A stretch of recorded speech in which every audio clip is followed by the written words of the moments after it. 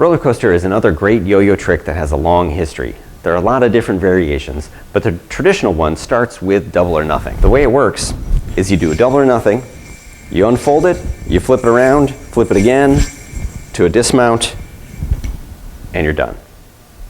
So let's break that down into steps. You start with a double or nothing.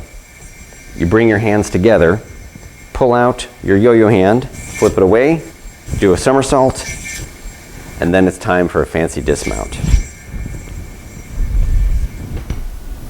Done.